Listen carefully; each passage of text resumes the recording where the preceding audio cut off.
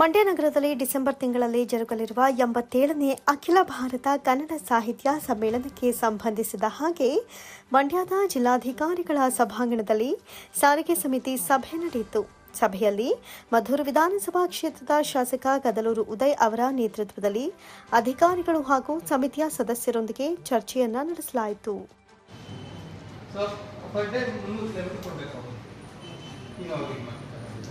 So include GST safety, ₹6,300 rate.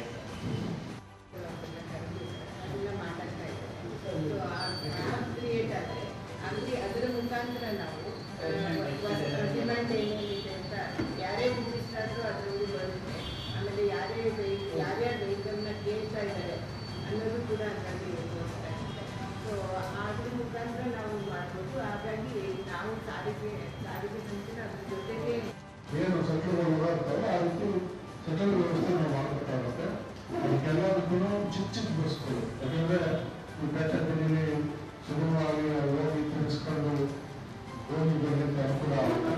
ಹಾಗಾಗಿ ನಾವು ಸಾಲ ಬಸ್ಗಳಿಗೆ ಅದನ್ನ ಉಪಯೋಗಿಸ್ಕೊಳ್ಳೋರಿಗೆ ನಾವು ಒಂದು ವಿಷಯದವರು ಇಲ್ಲೂ ಕೂಡ ನಮ್ಮ ಪಂಚಾಯತಿಗಳಿಗೆ ಎಷ್ಟು ರಿಕ್ವೈರ್ಮೆಂಟ್ ಕೇಳ್ತಾರೆ ಅಷ್ಟು ಬಸ್ನ ಸಾರಿಗೆ ಬಸ್ನ ಕಳಿಸೋದನ್ನು ಅದನ್ನು ನಾವು ಮತ್ತೆ ಮಾಡ್ಕೊಳ್ಳೋಣ.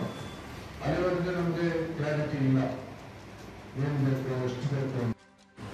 ಹಿಂಗೆಲ್ಲ ಕೊಟ್ಟು ಮಂಡ್ಯ ಜಿಲ್ಲೆಯಲ್ಲಿ ಸಾಹಿತ್ಯ ಸಮ್ಮೇಳನವನ್ನು ಒಂದು ಅಭೂತಪೂರ್ವ ಯಶಸ್ವಿಯಾಗಿ ನಡೆಸಬೇಕು ಅನ್ನೋದು ನಮ್ಮ ಸರ್ಕಾರದ್ದು ಮತ್ತು ನಮ್ಮೆಲ್ಲರ ಕನ್ನಡ ಉದ್ದೇಶ ಮತ್ತು ಇನ್ನೊಂದು ಸ್ವಾಭಿಮಾನದ ಒಂದು ಪ್ರಶ್ನೆ. ಬೇರೆ ಆಡಳಿತ ಸುಮ್ಮನೆ ನಾವು ಮಾಹಿತಿಗೋಸ್ಕರ ಅಲ್ಲಿಂದ ವಿಚಾರಗಳನ್ನ ತಗೊಂಡಿದ್ದಾರೆ. ಸೊ ನಾವು ಅದನ್ನೇ ಮಾಡಬೇಕು ಅಂತಲ್ಲ, ನಮ್ಮಲ್ಲಿ ಸಕ್ಸಸ್ ಮಾಡಲಿಕ್ಕೆ ಏನೇನೋ ಸಲಹೆಗಳನ್ನ ಈ ವಿಚಾರವಾಗಿ ನೀವು ಕೊಡಬಹುದು. ಇದ್ರ ಜೊತೆಗೆ ನಮಗೆ ರಿಕ್ವೈರ್ಮೆಂಟು ನಾವು ಈಗ ಮತ್ತೊಮ್ಮೆ ಸಚಿವರಿಗಿಲ್ಲ, ಬಂದ ನಂತರ ಎಲ್ಲ ಸಮಿತಿಯಿಂದ ಒಂದು 2-3 ಜನ ಅವರ ರಿಕ್ವೈರ್ಮೆಂಟ್ ಏನಿದೆ ನಮ್ಮ ಸಾರಿಗೆ ನಮ್ಗಿರ್ಬೋದು, ಇದ್ರ ಜೊತೆಗೆ ಅವ್ರಿಗೆ ಬೇಕಾದಂತ ನಾವು ನಮಗೆ ಬೇಕಾದಂತ ಸಲಹೆಯನ್ನ ರಿಕ್ವೈರ್ಮೆಂಟ್ ಇನ್ನೊಂದು ಮೀಟಿಂಗಲ್ಲಿ ಕೊಡಬೇಕಾಗ್ತದೆ. ಅವತ್ತು ನಮಗೆ ಮಾಹಿತಿ ಸಿಗ್ತದೆ. ಎಲ್ಲರೂ ಸಮಿತಿಯವರು ಅವರ ರಿಕ್ವೈರ್ಮೆಂಟ್ಗಳನ್ನ ಕೊಡ್ತಾರೆ. ಸೊ ಆವಾಗ ಸಂಬಂಧಪಟ್ಟ ಒದಗಿಸ್ಕೊಳ್ಬೇಕಾಗ್ತದೆ. ಅದೇ ರೀತಿ ನಾವು ಕೂಡ ನಮಗೆ ವೆಹಿಕಲ್ಸ್, ಈಗ ಗಣ್ಯರು ಸಾಹಿತ್ಯಗಳು ನಮಗೆ ಯಾರಿಗೆ ವೆಹಿಕಲ್ನ ಕೊಡಬೇಕು ಅಂತ ಆಗುತ್ತೆ, ಅವ್ರಿಗೆ ಯಾವ ಮಟ್ಟದ ವೆಹಿಕಲ್ ಕೊಡಬೇಕು ಅನ್ನೋದನ್ನು ಆ ರಿಕ್ವೈರ್ಮೆಂಟ್ನ ನಾವು ಆಯೋಜನೆ ಮಾಡ್ಕೊಳ್ಬೇಕಾಗುತ್ತೆ. ಅದ್ರ ಜೊತೆಗೆ KSRTC ಬಸ್ಗಳನ್ನ ಇಲ್ಲಿಂದ ನಾವು ಹಳ್ಳಿಗಳಿಗೆ ಕಳಿಸ್ಬೇಕಾಗುತ್ತೆ. ಯಾಕಂದ್ರೆ ಈಗ 3 ದಿವಸ ಶಾಲೆಗಳಿಗೆ ರಜಾ ಘೋಷಣೆ ಆಗುತ್ತೆ. ಅಧಿಕೃತವಾಗಿ ನಮಗೆ ಬಹಳಷ್ಟು ಶಾಲಾಗಳಲ್ಲಿ ಮಿನಿ ಬಸ್ಗಳಿರ್ತವೆ, ಚಿಕ್ಕ ವೆಹಿಕಲ್ಗಳು. ಈಗ ನಮಗೆ ರೈಲ್ವೆ ಸ್ಟೇಷನ್ ಇಂದ ಪಿಕಪ್ ಮಾಡುವಂಥದ್ದು, ಬಸ್ ಸ್ಟ್ಯಾಂಡ್ ಇಂದ ಪಿಕಪ್ ಮಾಡುವಂಥದ್ದು, ಆ ಜಾಗಕ್ಕೆ ಬಿಡೋದು ಮತ್ತು ಅಲ್ಲಿಂದ ವಾಪಸ್ಸು ಬಸ್ ಸ್ಟ್ಯಾಂಡ್ಗೆ, ರೈಲ್ವೆ ಸ್ಟೇಷನ್ಗೆ. ಮತ್ತೆ ಸಭೆಯಲ್ಲಿ ಕನ್ನಡ ಸಾಹಿತ್ಯ ಪರಿಷತ್ ಸಮ್ಮೇಳನದ ಸಂಚಾಲಕಿ ಮೀರಾ ಶಿವಲಿಂಗಯ್ಯ, ಕನ್ನಡ ಸಾಹಿತ್ಯ ಪರಿಷತ್ ಗೌರವ ಕಾರ್ಯದರ್ಶಿ ಹರ್ಷ, ಹುಸ್ಕೂರು ಕೃಷ್ಣೇಗೌಡ, ಪದಾಧಿಕಾರಿಗಳಾದ BM Appajappa, 10 TV L Krishna, ವಾರ್ತಾ ಅಧಿಕಾರಿ ನಿರ್ಮಲಾ, ಸ್ಪೆಷಲ್ ಅಧಿಕಾರಿ ಚಂದ್ರು ಸೇರಿದಂತೆ ಇನ್ನಿತರರು ಹಾಜರಿದ್ದರು. ಶಾಸಕ ಕದಲೂರು ಉದಯ್ ನೇತೃತ್ವದಲ್ಲಿ ಕಾಂಗ್ರೆಸ್ ಪಕ್ಷ 20 ವರ್ಷಗಳ ಬಳಿಕ ಪುರಸಭೆ ಅಧಿಕಾರ ಹಿಡಿಯುವಲ್ಲಿ ಯಶಸ್ವಿಯಾಗಿದೆ. 23 ಸದಸ್ಯ ಬಲದ ಪುರಸಭೆಯ ಅಧ್ಯಕ್ಷ ಉಪಾಧ್ಯಕ್ಷ ಸ್ಥಾನಕ್ಕೆ ಚುನಾವಣೆ ನಡೆಯಿತು. ಜೆಡಿಎಸ್ ಬಿಜೆಪಿ ಸದಸ್ಯರನ್ನು ಆಪರೇಷನ್ ಮಾಡುವ ಮೂಲಕ ಶಾಸಕ ಕದಲೂರು ಉದಯ್ ಜೆಡಿಎಸ್ ಪಕ್ಷವನ್ನು ಅಧಿಕಾರದಿಂದ ಕೆಳಗಿಳಿಸಿ ಕೈ ತೆಕ್ಕೆಗೆ ಅಧಿಕಾರವನ್ನು ಕೊಡಿಸಿದ್ದಾರೆ. ಕಾಂಗ್ರೆಸ್ ಪಕ್ಷದ ಪರ ಜೆಡಿಎಸ್ನ 6 ಸದಸ್ಯರು ಹಾಗೂ ಬಿಜೆಪಿಯ ಓರ್ವ ಸದಸ್ಯ ಬೆಂಬಲ ನೀಡಿದ ಪರಿಣಾಮ ಅಧ್ಯಕ್ಷರಾಗಿ ಕಾಂಗ್ರೆಸ್ನ ಕೋಕಿಲ ಅರುಣ್ ಹಾಗೂ ಉಪಾಧ್ಯಕ್ಷರಾಗಿ ಜೆಡಿಎಸ್ನ ಟಿಆರ್ ಪ್ರಸನ್ನಕುಮಾರ್ ಆಯ್ಕೆಯಾದರು.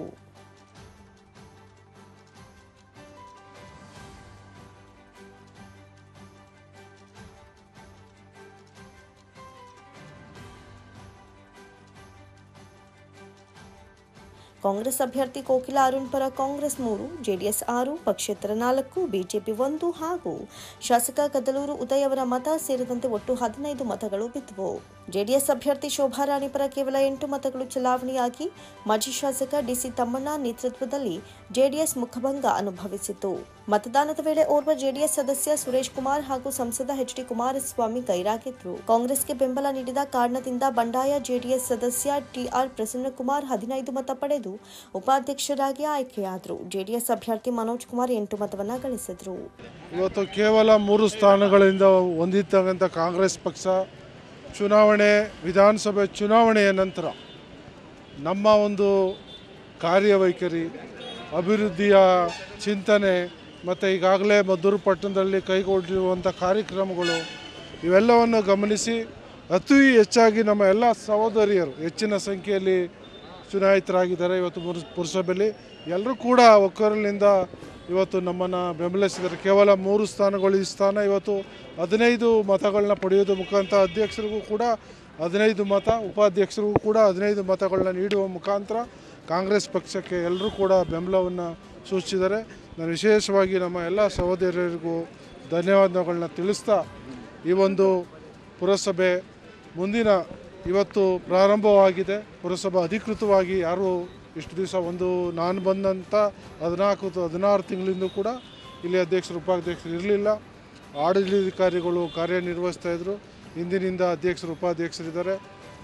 ಎಲ್ಲ ಸದಸ್ಯರು, ಅಧ್ಯಕ್ಷರು ಉಪಾಧ್ಯಕ್ಷರುಗಳನ್ನ ಎಲ್ಲರೂ ಕೂಡ ಒಟ್ಟಿಗೆ ಸೇರಿಸ್ಕೊಂಡು ನಾವು ಈ ಒಂದು ಮದ್ದೂರು ಪಟ್ಟಣವನ್ನು ಅಭಿವೃದ್ಧಿಯನ್ನು ಪಡಿಸೋದ್ರ ಮುಖಾಂತರ ನಗರಸಭೆಗೆ ಮೇಲ್ದರ್ಜೆ ಏರಿಸಿ ಈ ಒಂದು ಸುಂದರವಾದ ನಗರವನ್ನಾಗಿ ಮಾಡಲಿಕ್ಕೆ ನಾವೆಲ್ಲರೂ ಕೂಡ ಒಗ್ಗಟ್ಟಾಗಿ ಪ್ರಾಮಾಣಿಕವಾಗಿ ಪ್ರಯತ್ನವನ್ನು ಮಾಡ್ತೀವಿ. ಶಾಸಕ ಕದಲೂರು ಉದಯ್ ನಾಯಕತ್ವದಲ್ಲಿ ಆಪರೇಷನ್ ಮಾಡಿ ಕಳೆದ 20 ವರ್ಷಗಳ ಬಳಿಕ ಮದ್ದೂರು ಪುರಸಭೆ ಅಧಿಕಾರ ಹಿಡಿದ ಕಾಂಗ್ರೆಸ್ ಸದಸ್ಯರು ಹಾಗೂ ಮುಖಂಡರು ಸಂಭ್ರಮದ ಮೇರೆ ಮೀರಿತ್ತು. ಕಾರ್ಯಕರ್ತರು ಪಟಾಕಿ ಸಿಡಿಸಿ ಸಂಭ್ರಮ ಆಚರಿಸಿದ್ರು.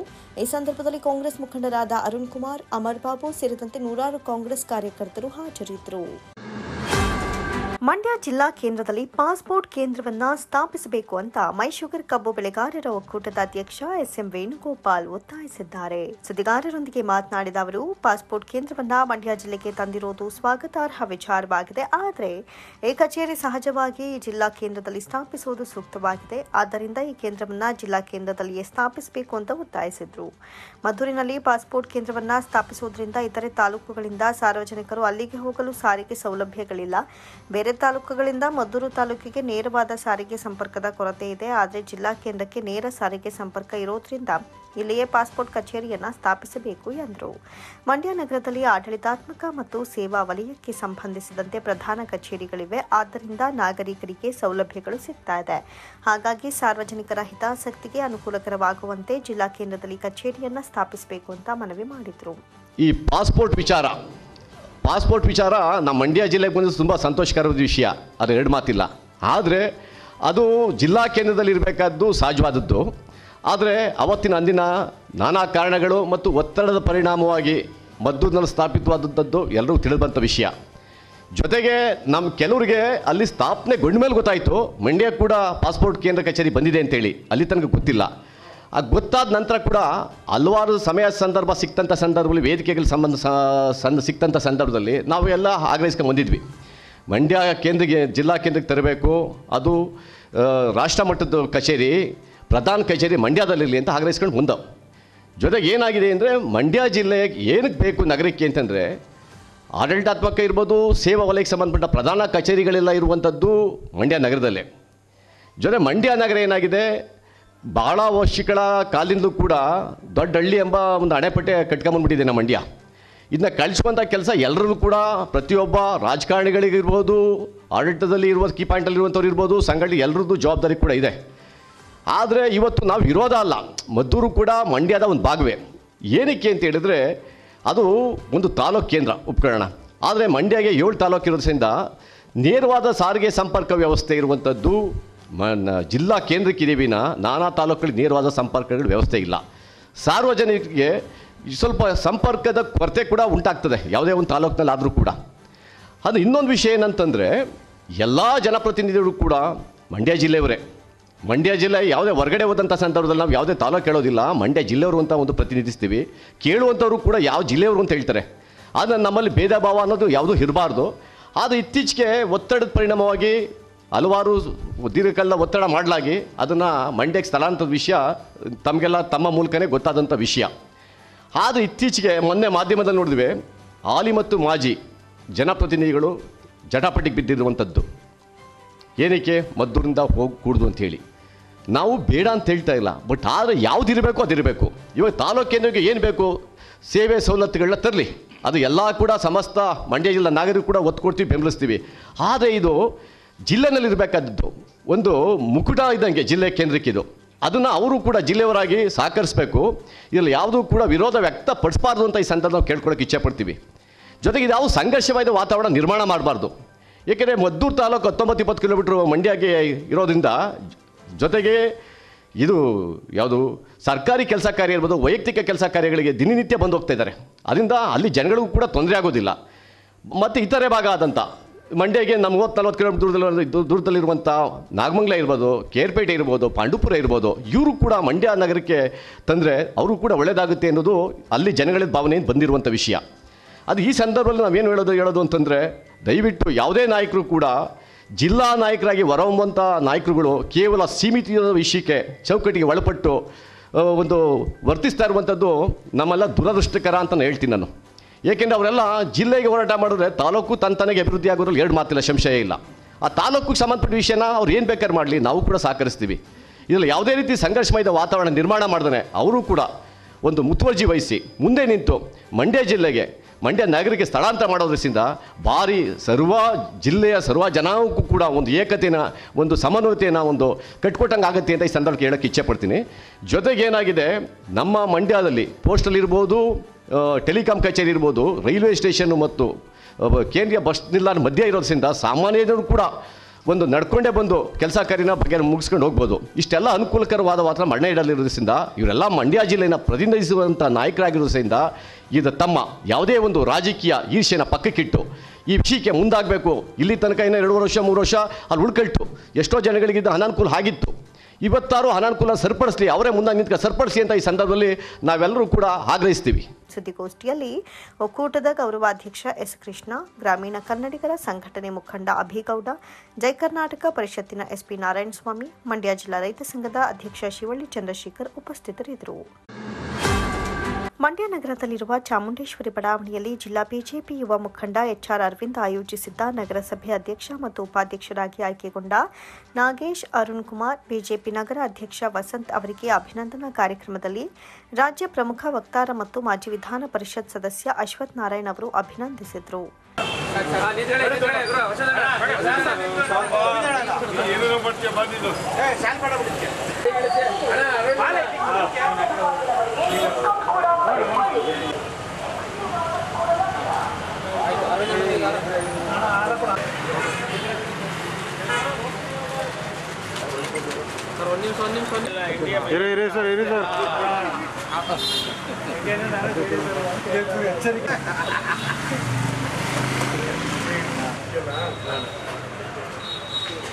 ಬಳಿಕ ಮಾತನಾಡಿದ ಮಾಜಿ ಶಾಸಕ ಅಶ್ವಥ್ ನಾರಾಯಣ್, ಈಗ ನಗರಸಭೆಯಲ್ಲಿ ಎನ್ಡಿಎ ಮೈತ್ರಿ ಆಡಳಿತ ಅಧಿಕಾರಕ್ಕೆ ಬಂದಿದೆ. ಕೇಂದ್ರ ಸಚಿವ ಎಚ್.ಡಿ. ಕುಮಾರಸ್ವಾಮಿ ಅವರ ಮಾರ್ಗದರ್ಶನದಲ್ಲಿ ಅಧಿಕಾರ ಹಿಡಿಯಲಾಗಿದೆ.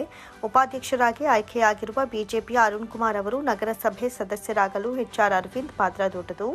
ಅಂದು ನಗರಸಭಾ ಚುನಾವಣೆ ವೇಳೆ ಬಿಜೆಪಿ ನಗರಾಧ್ಯಕ್ಷ ಎಚ್ಆರ್ ಅರವಿಂದ್ ಅವರು ನಗರ ವ್ಯಾಪ್ತಿಯ ಎಲ್ಲ ವಾರ್ಡ್ಗಳಿಗೆ ಬಿಜೆಪಿ ಅಭ್ಯರ್ಥಿಗಳನ್ನು ಗೆಲ್ಲಿಸಲು ಶ್ರಮಪಟ್ಟು ಬಿ ಫಾರಂಗಾಗಿ ದೊಡ್ಡ ಹೋರಾಟವನ್ನೇ ಮಾಡಿದ್ದಾರೆ. ಇದರ ಫಲವಾಗಿ ಇಂದು ಮೈತ್ರಿ ಆಡಳಿತದಲ್ಲಿ ಅರುಣ್ ಕುಮಾರ್ ಉಪಾಧ್ಯಕ್ಷರಾಗಿದ್ದಾರೆ. ಮಂಡ್ಯ ಸಂಸದರಾದ ಕುಮಾರಣ್ಣ ಅವರು ಕೇಂದ್ರ ಸರ್ಕಾರದ ಸಂಪುಟ ಸಚಿವರಾಗಿರುವುದರಿಂದ ಹೆಚ್ಚಿನ ಅನುದಾನ ಯೋಜನೆಗಳನ್ನು ನಗರಸಭೆ ಮತ್ತು ಜಿಲ್ಲೆಯ ಅಭಿವೃದ್ಧಿಗೆ ಬಳಸಿಕೊಳ್ಳಬಹುದು. ಹೆಚ್ಚಿನ ಅನುದಾನ ತರಿಸಿಕೊಳ್ಳೋ ವ್ಯವಧಾನವನ್ನು ಬೆಳೆಸಿಕೊಳ್ಳಬೇಕು ಅಂತ ಸಲಹೆ ನೀಡಿದರು. ಸಿಆರ್ ಫಂಡ್, ಅಮೃತ್ ಯೋಜನೆ, ಬೇರೆ ಬೇರೆ ನಿರ್ಭಯ ಯೋಜನೆಗಳ ಅನುದಾನ ತರಿಸಿಕೊಳ್ಳಬಹುದು. ನಗರ ವ್ಯಾಪ್ತಿಯಲ್ಲಿ ಸಾಕಷ್ಟು ಕೆರೆಗಳು ಇವೆ. ರಾಜ್ಯ ಮತ್ತು ಕೇಂದ್ರ ಸರ್ಕಾರಗಳ ಯೋಜನೆಗಳನ್ನು ಸದುಪಯೋಗ ಪಡಿಸಿಕೊಳ್ಳಬಹುದು ಅಂತ ಕಿವಿ ಮಾತನ್ನ ಹೇಳಿದರು. ಚಾಮರಾಜನಗರ ನಗರಸಭೆಯ ಅಧ್ಯಕ್ಷ ಉಪಾಧ್ಯಕ್ಷರ ಚುನಾವಣೆ ಇತ್ತು. ಬಿಜೆಪಿಯ 2 ಅಭ್ಯರ್ಥಿಗಳು ಅಧ್ಯಕ್ಷ ಉಪಾಧ್ಯಕ್ಷರಾಗಿ ಆಯ್ಕೆಯಾದರು. ಎಸ್ಡಿಪಿಐ ಬೆಂಬಲಿತದಲ್ಲಿ ಬಿಜೆಪಿ ಮೇಲುಗೈ ಸಾಧಿಸಿ ಅಧಿಕಾರವನ್ನು ಪಡೆದುಕೊಂಡಿದೆ. ಕಾಂಗ್ರೆಸ್ ಹಿನ್ನಡೆಗೊಂಡಿತು ಅಂತ ತಿಳಿಸಿದರು. ಮುಂದಿನ ದಿನಗಳಲ್ಲಿ ತಾಲೂಕು ಪಂಚಾಯತ್, ಜಿಲ್ಲಾ ಪಂಚಾಯತ್ ಚುನಾವಣೆ ಬರಲಿದೆ. ಬಿಜೆಪಿ ಜೆಡಿಎಸ್ ಮೈತ್ರಿಯೊಂದಿಗೆ ಚುನಾವಣೆ ಎದುರಿಸುತ್ತೇವೆ. ಉತ್ತಮ ಆಡಳಿತ ನೀಡುವ ಎಲ್ಲ ಅಭ್ಯರ್ಥಿಗಳು ಒಮ್ಮತದಿಂದ ಗೆಲ್ಲಿಸುತ್ತೇವೆ ಎಂದರು. ಮುಖ್ಯಮಂತ್ರಿ ಸಿದ್ದರಾಮಯ್ಯ ಅವರು ಹಸಿ ಸುಳ್ಳು ಹೇಳಿದ್ದಾರೆ. ಕರ್ನಾಟಕ ರಾಜ್ಯಕ್ಕೆ 68,000 ಕೋಟಿ ನಷ್ಟ ಆಗಿದೆ.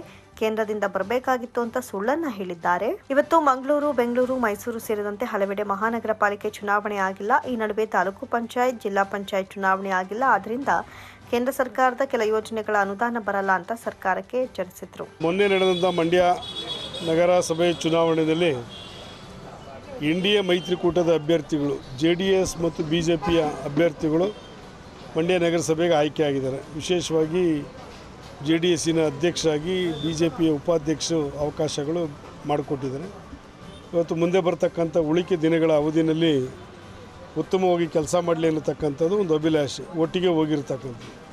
ಇದಲ್ಲದೆ ಕುಮಾರಣ್ಣವರು ಇಲ್ಲಿ ಸಂಸದರಾಗಿರೋದ್ರಿಂದ ಹಲವಾರು ಕೇಂದ್ರ ಸರ್ಕಾರ ಯೋಜನೆಗಳನ್ನು ಇಲ್ಲಿ ತರೋದಕ್ಕೆ ಮತ್ತು ಉಪಯೋಗಿಸ್ಕೊಳ್ಳೋದಕ್ಕೆ ಅವಕಾಶ ಇದೆ. ಆ ನಿಟ್ಟಿನಲ್ಲಿ ಮಾನ್ಯ ಶ್ರೀ ಕುಮಾರಸ್ವಾಮಿಯವರು ವಿಶೇಷವಾದಂಥ ಗಮನವನ್ನು ಹರಿಸಿ ಅದು CR ಫಂಡ್ ಬಗ್ಗೆ ಆಗ್ಬೋದು, ಅಮೃತ್ ಯೋಜನೆ ಆಗ್ಬೋದು, ಬೇರೆ ಬೇರೆ ನಿರ್ಭಯ ಫಂಡಿನ ಬಗ್ಗೆ ಆಗ್ಬೋದು, ಈ ರೀತಿ ಕೆಲವು ಪ್ರಾವಿಷನ್ಸ್ ಇದೆ ಕೊಡೋದಕ್ಕೆ. ವಿಶೇಷವಾಗಿ ಮಂಡ್ಯ ನಗರಸಭೆಯ ಸರೌಂಡಿಂಗ್ಸಲ್ಲಿ ಕೆರೆಗಳು ಸಾಕಷ್ಟಿದೆ. ಅದು ಲೇಕ್ ಡೆವಲಪ್ಮೆಂಟ್ ಅಥಾರಿಟಿ ವತಿಯಿಂದಲೂ ಸಹ ದುಡ್ಡು ತೊಗೊಳ್ಳಿಕ್ಕೆ ಪ್ರಾವಿಷನ್ ಇದೆ. ಆ ನಿಟ್ಟಿನಲ್ಲಿ ರಾಜ್ಯ ಸರ್ಕಾರ ಮತ್ತು ಕೇಂದ್ರ ಸರ್ಕಾರ ಸಹಯೋಗದಿಂದ ಮಂಡ್ಯನ ಅಭಿವೃದ್ಧಿ ಮಾಡೋ ದೃಷ್ಟಿಯಲ್ಲಿ NDA ಅಭ್ಯರ್ಥಿಗಳು ಏನು ಇಲ್ಲಿ ಆಯ್ಕೆಯಾಗಿದ್ದಾರೆ, ಮುಂದಿನ ದಿನಗಳಲ್ಲಿ ಅದಕ್ಕೆ ಪೂರಕವಾಗಿ ಭಾಳ ಶ್ರದ್ಧೆಯಿಂದ ಯಶಸ್ವಿಯಾಗಿ ಕೆಲಸ ಮಾಡ್ತಾರೆ ಅನ್ನತಕ್ಕಂಥ ವಿಶ್ವಾಸ ಇದೆ. ಆಯ್ಕೆಯಾಗಿರ್ತಕ್ಕಂಥ ಅಧ್ಯಕ್ಷರಿಗೆ ಮತ್ತು ಉಪಾಧ್ಯಕ್ಷರಿಗೆ ಒಂದು ಶುಭಾಶಯ ಕೋರೋಣ ಅಂತೇಳಿ ನಾನು ಮಂಡ್ಯ ಭಾಜಪ ವತಿಯಿಂದ ಇವತ್ತು ಬಂದಿದೆ. ನಾನು ಚಾಮರಾಜನಗರ ಇವತ್ತು ನಗರಸಭೆ ಅಧ್ಯಕ್ಷರು ಮತ್ತು ಉಪಾಧ್ಯಕ್ಷರ ಚುನಾವಣೆ ಇತ್ತು.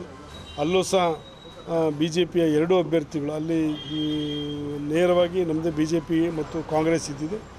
SDPI ಬೆಂಬಲಿತದೊಂದಿಗೆ ಬಿಜೆಪಿ 15 ಓಟು, ಕಾಂಗ್ರೆಸ್ 14 ಓಟು ತೆಗೆದುಕೊಂಡು ಬಿಜೆಪಿ ಮೇಲುಗೈ ಸಾಧಿಸಿದೆ. ಅಲ್ಲೂ ಸಹ ಉತ್ತಮವಾಗಿ ಕೆಲಸ ಮಾಡೋದಕ್ಕೆ ಒಂದು ಅವಕಾಶವನ್ನು ಜನ ಮಾಡಿಕೊಟ್ಟಿದ್ರು.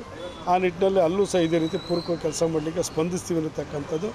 ಮತ್ತು ಮಂಡ್ಯದಲ್ಲಿ ಇವರು ಅವಧಿಯಲ್ಲಿ ಸಂಪೂರ್ಣವಾಗಿ ಅಭಿವೃದ್ಧಿ ದೃಷ್ಟಿಯಿಂದ ಅವಕಾಶಗಳನ್ನು ಮಾಡಿಕೊಡ್ತಾರೆ, ಅದಕ್ಕೆ ಶ್ರಮವಹಿಸಿ ಕೆಲಸ ಮಾಡ್ತಾರೆ ಅಂತಕ್ಕಂಥ ವಿಶ್ವಾಸದಿಂದ ನಾನು ಅವರಿಗೆ ಶುಭಾಶಯನ ಕೋರ್ಲಿಕ್ಕೆ ಬಂದಿದ್ದೆ. ಧನ್ಯವಾದ. ಖಂಡಿತ ಮುಂದುವರಿಯುತ್ತೆ. ಯಾಕೆಂದರೆ ವಿಶೇಷವಾಗಿ ಮೊನ್ನೆ ಸಿದ್ದರಾಮಯ್ಯವರು ಒಂದು ಸುಳ್ಳನ್ನು ಹೇಳಿದ್ದಾರೆ, ಹಸಿ ಸುಳ್ಳನ್ನು ಹೇಳಿದರೆ. ಕರ್ನಾಟಕ ರಾಜ್ಯಕ್ಕೆ 68 ಕೋಟಿ ದುಡ್ಡು ನಮಗೆ ನಷ್ಟ ಆಗಿದೆ, ಬರಬೇಕಾಗಿತ್ತು ಅಂತ ಹೇಳ್ತಾರೆ.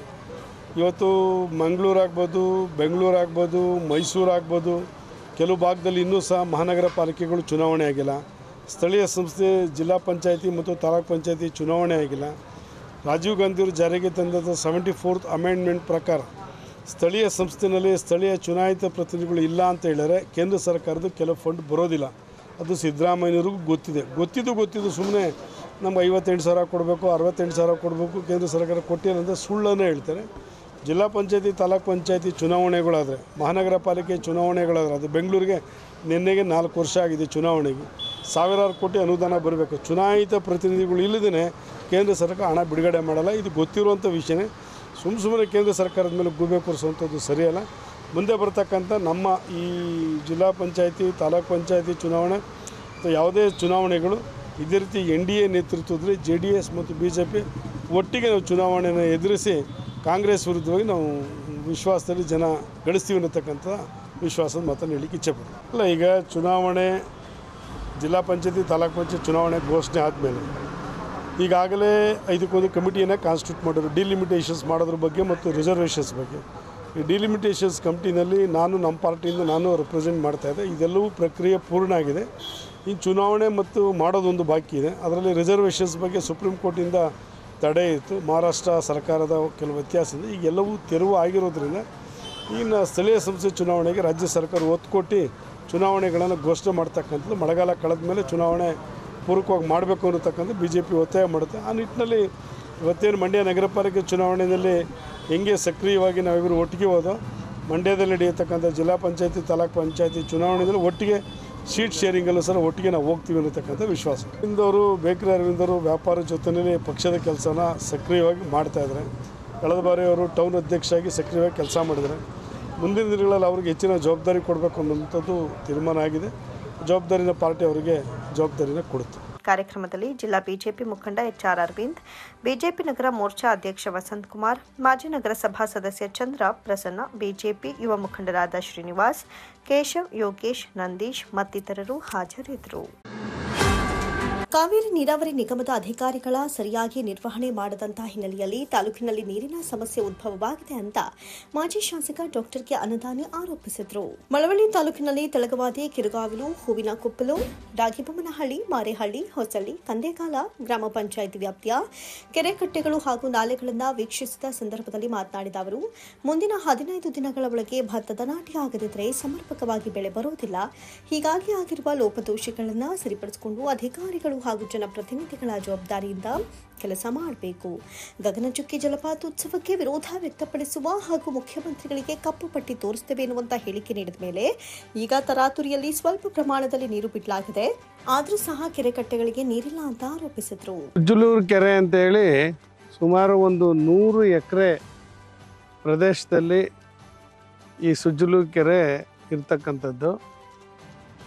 ಈ ಕೆರೆಯಿಂದ ಸುಮಾರು ಇದಕ್ಕೆ ಸಂಬಂಧಪಟ್ಟಂತೆ ಇನ್ನೂ ಒಂದು 3-4 ಕೆರೆಗಳು, ಕ್ಯಾತ್ನಹಳ್ಳಿ, ರಾವಣಿ, ಅಂಗ್ರಾಪುರ, ಗಣಗನೂರು, ಈ ಎಲ್ಲ ಗ್ರಾಮಗಳ ಕೆರೆನೂ ಕೂಡ ಇದರಿಂದನೇ, ಈ ಕೆರೆಯಿಂದಲೇ ಆಶ್ರಯಿಸಿರ್ತಕ್ಕಂಥದ್ದು. ಈ ಸುಜ್ಜಲೂರು ಕೆರೆಯಿಂದ ಇದ್ರ ಜೊತೆಗೆ ಅಚ್ಚುಕಟ್ಟು ಕೂಡ ಸುಮಾರು ಈ ಕೆರೆಯಿಂದ ಸುಮಾರು 100 ಎಕರೆ ಅಚ್ಚುಕಟ್ಟು ಪ್ರದೇಶನೂ ಕೂಡ ಇಲ್ಲಿ ರಾಗಿ, ಭತ್ತ ಬೆಳೀತಕ್ಕಂಥ ಒಂದು ಕೆರೆ. 100 ಎಕರೆ, 1000 ಎಕರೆ ಬೆಳೀತಾ ಇರ್ತಕ್ಕಂಥದ್ದು ಎಲ್ಲ ರೈತರು. ಇವತ್ತೇನು ಪರಿಸ್ಥಿತಿ ಆಗಿದೆ ಅಂದರೆ, ನಮ್ಗೆ ಎಷ್ಟೇ ನೀರು ತುಂಬಿದ್ರೂ ಕೂಡ ಇಲ್ಲಿ ನೋಡಿ ಈ ಪರಿಸ್ಥಿತಿ ಹೆಂಗಿದೆ ಅಂದರೆ, ರೈತರು ಇವತ್ತು ಒಂದು ತೊಟ್ಟು ಈಗ ಕೊಳವೆ ಬಾವಿಗಳಿದ್ದಾವೆ, ಸುತ್ತ ರೈತರು ಕೊಳವೆ ಬಾವಿ ಆಶ್ರಯ ಮಾಡಿದ್ದಾರೆ. ಈಗ ಅಂತರ್ಜಲಕ್ಕೂ ಕೂಡ ಸಮಸ್ಯೆ ಆಗ್ತಕ್ಕಂಥ ಪರಿಸ್ಥಿತಿ ಇದೆ. ಈ ಕೆರೆ ಸುಮಾರು ಒಂದು 50 ಹಳ್ಳಿಗಳನ್ನು ವ್ಯಾಪಿಸಿರ್ತಕ್ಕಂಥ 50 ಹಳ್ಳಿಗಳಿಗೆ ಕುಡಿಯೋ ನೀರಿಗಾಗ್ಬೋದು ಅಥವಾ ಜಾನುವಾರುಗಳಿಗಾಗ್ಬೋದು ಅಂತರ್ಜಲಕ್ಕಾಗಿ ಸಂಬಂಧಪಟ್ಟಂಥ ಕೆರೆ ಇದು. ಒಂದು ತೊಟ್ಟು ನೀರಿಲ್ಲ ಇವತ್ತು. ಇಂಥ ಪರಿಸ್ಥಿತಿ ರೈತರು ಅನುಭವಿಸ್ತಾ ಇದ್ದಾರೆ ಈ ತಾಲೂಕಿನಲ್ಲಿ. ಇವತ್ತು ಪಾಪ ಯಾರೋ ಹೇಳ್ತಾರೆ, ನಾವು ಜಲಪಾತೋತ್ಸವ ಮಾಡೋಕ್ಕೆ ನಾವು ಹೊಟ್ಟೆ ಕಿಚ್ಚು ಶಾಸಕರಿಗೆ ಅಂತ. ನಮಗೇನು ಹೊಟ್ಟೆ ಕಿಚ್ಚ ಇಲ್ಲ ಸ್ವಾಮಿ. ಪಾಪ ಅವ್ರು ಯಾರೋ ಶುಗರ್ ಫ್ಯಾಕ್ಟ್ರಿ ಅಧ್ಯಕ್ಷರು ಹೇಳ್ತೀನಿ, ನಿಮ್ಮ ಮಳವಳ್ಳಿ ತಾಲೂಕು ಬಗ್ಗೆ ಏನೂ ಗೊತ್ತಿಲ್ಲ ನಿಮಗೆ. ನೀವು ಮಂಡ್ಯದಲ್ಲಿ ಪ್ರೆಸ್ ಮೀಟ್ ಮಾಡ್ತೀರಾ, ಏನ್ರಿ ಗೊತ್ತು ನಿಮಗೆ ಗಂಗಾಧರ್ ಅವರು ಮಳವಳ್ಳಿ ಬಗ್ಗೆ? ಎಷ್ಟು ಕೆರೆ ಇದೆ ಅಂತ ಗೊತ್ತಾ? ಯಾವ ಕೆರೆಯಿಂದ ಯಾವ ಕೆರೆಗೆ ನೀರು ಹೋಗುತ್ತೆ ಅಂತ ಗೊತ್ತಾ? ಯಾವ ಕೆರೆಯಿಂದ ಜನ ಆಶ್ರಯಿಸಿದ್ದಾರೆ ಅಂತ ಗೊತ್ತಾ? ಅಚ್ಚುಕಟ್ಟು ಏನ್ರಿ ಗೊತ್ತಿದೆ ನಿಮಗೆ? ನಿಮ್ಮ ಶಾಸಕರಿಗೆ ಪ್ರೆಸ್ ಮೀಟ್ ಮಾಡೋಕ್ಕೆ ಇಲ್ಲಿ ಪರಿಸ್ಥಿತಿನ ಇವತ್ತು ನಾನು ಪ್ರಶ್ನೆ ಮಾಡಿದ್ದೀನಿ ವಿರೋಧ ಪಕ್ಷದ ಮುಖಂಡನಾಗಿ. ನಿಮ್ಮ ಮುಖಂಡ ಇವತ್ತು ಆಡಳಿತ ಪಕ್ಷದಲ್ಲಿ ಇರ್ತಕ್ಕಂಥ ಮುಖಂಡನ್ಗೆ ಉತ್ತರ ಕೊಡಕ್ಕೆ ಹೇಳ್ರಿ. ತಾಲೂಕಿನಲ್ಲಿ 30% ಮಾತ್ರ ಭತ್ತದ ನಾಟಿ ಆಗಿದ್ದು, ಅಧಿಕಾರಿಗಳ ಹಾಗೂ ಸ್ಥಳೀಯ ಜನಪ್ರತಿನಿಧಿಗಳ ನಿರ್ಲಕ್ಷ್ಯದಿಂದ ನಾಲೆಗಳಿಗೆ ಸಮರ್ಪಕವಾಗಿ ನೀರು ಹರಿಸದ ಹಿನ್ನೆಲೆಯಲ್ಲಿ ರೈತರು ಸಂಕಷ್ಟದಲ್ಲಿದ್ದಾರೆ. ಕೊಳವೆ ಬಾವಿ ಹೊಂದಿರುವ 30-35% ರೈತರು ಮಾತ್ರ ನಾಟಿ ಮಾಡಿದ್ದು, ಇನ್ನುಳಿದ ರೈತರು ನಾಲೆಗಳ ನೀರನ್ನೇ ಅವಲಂಬಿಸಿದ್ದಾರೆ ಎಂದರು. ವಾಸ್ತವವಾಗಿ ನಾಲೆಗಳಲ್ಲಿ ನೀರಿಲ್ಲದೆ ರೈತರು ಬೆಳೆ ಬೆಳೆಯಲು ಸಾಧ್ಯವಾಗ್ತಾ ಇಲ್ಲ. ನಾಲೆಗಳಲ್ಲಿ ಗಿಡಗಂಟೆಗಳನ್ನು ತೆಗೆಯುವುದು ಹಾಗೂ ಸರಿಯಾದ ನಿರ್ವಹಣೆ ಮಾಡುವಲ್ಲಿ ಅಧಿಕಾರಿಗಳು ವಿಫಲರಾಗಿದ್ದಾರೆ. ಯಾವುದೇ ಇಂಜಿನಿಯರ್ಗಳು ನಾಲೆಗಳ ಮೇಲೆ ಬರುವುದಿಲ್ಲ. ಎಲ್ಲರೂ ಬೆಂಗಳೂರು, ಮೈಸೂರಿನಲ್ಲಿ ವಾಸವಿದ್ದು ಕಚೇರಿಯಲ್ಲಿ ಕುಳಿತು ಕೆಲಸ ಮಾಡುವ ಅಧಿಕಾರಿಗಳಿಂದ ರೈತರ ಪರ ಕೆಲಸ ಮಾಡೋದಕ್ಕೆ ಸಾಧ್ಯವೇ ಅಂತ ಪ್ರಶ್ನಿಸಿದ್ರು. ಜಲಾಶಯ ತುಂಬಿ ತಮಿಳುನಾಡಿಗೆ ಸಾಕಷ್ಟು ನೀರು ಹರಿದು ಹೋಗ್ತಾ ಇದ್ರೂ ಸಹ ತಾಲೂಕಿನ ನಾಲೆಗಳಿಗೆ ನೀರು ಬಂದಿಲ್ಲ. ಈ ಬಗ್ಗೆ ಇಲ್ಲಿನ ರೈತರು ಪ್ರಶ್ನೆ ಮಾಡಿದ್ರೆ ಶಾಸಕರು ಹಾಗೂ ಎಂಜಿನಿಯರ್ಗಳು ಉಡಾಫಿಯ ಉತ್ತರವನ್ನ ನೀಡುತ್ತಿದ್ದಾರೆ. ಹೀಗಾಗಿ ರೈತರ ಸಮಸ್ಯೆಗಳನ್ನ ಆಲಿಸುವುದಕ್ಕೆ ಎಲ್ಲೆಡೆ ಪ್ರವಾಸ ಮಾಡ್ತಾ ಇದ್ದೇನೆ. ರೈತರಿಗೆ ಆಗಿರುವ ಅನ್ಯಾಯ ಸರಿಪಡಿಸಬೇಕು ಅನ್ನೋದು ನಮ್ಮ ಒತ್ತಾಯವಾಗಿದೆ ಅಂತ ತಿಳಿಸಿದ್ರು. ನಾನು ಶಾಸಕರಿಗೆ ಪ್ರಶ್ನೆ ಮಾಡ್ತೀನಿ, ಕ್ಷೇತ್ರದ ಶಾಸಕರಿಗೆ, ನೀವು ಬಂದು ಸುಜ್ಜಲೂರು ಕೆರೆ ನೋಡ್ರಿ, ಹೂವಿನಕೊಪ್ಪಲು ಕೆರೆ ನೋಡಿ, ಮಿಕ್ಕೆರೆ ಕೆರೆ ನೋಡಿ, ಯಾವ ಸ್ಥಿತಿ ಇದೆ. ಇಲ್ಲಿ ಈ ಪರಿಸ್ಥಿತಿ ಇದೆ. ಮಾರಹಳ್ಳಿ ತುಂಬಲಿಲ್ಲ, ಮಳವಳ್ಳಿ ತುಂಬಲಿಲ್ಲ, ಯಾವ ಕೆರೆನೂ ಇಲ್ಲ. ಈಗ ಬಂದು ನೋಡಿ, ನೀವು ಉತ್ತರ ಕೊಡ್ರಿ ಮಳವಳ್ಳಿ ತಾಲೂಕವ್ರಿಗೆ. ಮಂಡ್ಯ ಜಿಲ್ಲೆ ಕಾಂಗ್ರೆಸ್ ಅಧ್ಯಕ್ಷರು ಜಿಲ್ಲೆಗೆ ಆಗಿರ್ಬೋದು, ನಾನಿಲ್ಲ ಅಂತ ಹೇಳಿಲ್ಲ. ನೀವು ಶುಗರ್ ಫ್ಯಾಕ್ಟ್ರಿ ಹೊಸ್ದಾಗಿ ಚೇರ್ಮನ್ ಆಗಿದ್ದೀರಿ, ಭಾಳ ಸಂತೋಷ ಪಡೋಣ. ನಮ್ಮ ಜಿಲ್ಲೆಯವರು ನೀವು, ನಿಮ್ಮ ಸರ್ಕಾರ ಇದೆ ಮಾಡಿ. ನೀವು ಈ ಮಳವಳ್ಳಿ ಸಮಸ್ಯೆನ, ಈ ಕೆರೆ ಸಮಸ್ಯೆನ, ಅಚ್ಚುಕಟ್ಟು ಪ್ರದೇಶ ನಾಟಿ ಆಗಲಿಲ್ಲ, ನಮ್ಮ ರೈತರ ಕಷ್ಟ ನೋಡ್ರಿ. ಫಸ್ಟು ಜಲಪಾತೋತ್ಸವಕ್ಕೆ ಮೊದಲೇ ಇದನ್ನು ತುಂಬಿಸ್ರಿ ಆಮೇಲೆ ಮಾಡ್ರಿ ಅಂತ ಹೇಳಿದ್ರೆ, ನೀವು ಯಾರೋ ಬೇರೆ ತಾಲೂಕ್ನವ್ರು ಜಿಲ್ಲಾಧ್ಯಕ್ಷ ಆಗಿರೋನ್ನ ಮಳವಳ್ಳಿ ತಾಲೂಕು ಬಗ್ಗೆ ಮಾಹಿತಿ ಕೊಡಿಸ್ತಿರಲ್ಲ. ನಿಮ್ಮನ್ನೇನು ಅನ್ಬೇಕು ನಾವು? ಈ ಮಳವಳ್ಳಿ ತಾಲೂಕಿನ ಬಗ್ಗೆ ನಿಮ್ಗೆ ಕಾಳಜಿ ಇದೆಯಾ? ರೈತರ ಬಗ್ಗೆ ಕಾಳಜಿ ಇದೆಯಾ? ನನಗೆ ಮಾಜಿ ಶಾಸಕನಿಗೆ ನೀವು ಕೌಂಟರ್ ಮಾಡಿಸ್ತೀರಿ, ಮಾಡಿಸಿ. ಯಾರ ಕೈಲಿ ಮಾಡಿಸ್ತೀರಾ? ಗೊತ್ತಿರೋರು ಮಳವಳ್ಳಿ ತಾಲೂಕಿನ, ಈ ತಾಲೂಕು ಬಗ್ಗೆ ಗೊತ್ತಿರತಕ್ಕಂಥ ನೀವೇ ಹೇಳ್ರಿ. ನಿಮಗೆ ಗೊತ್ತಿಲ್ವೇನ್ರಿ ಮಳವಳ್ಳಿ? ಇಲ್ಲ ನಂಗೆ ಗೊತ್ತಿಲ್ಲ ಅಂತ ಹೇಳ್ರಿ ಶಾಸಕರೇ.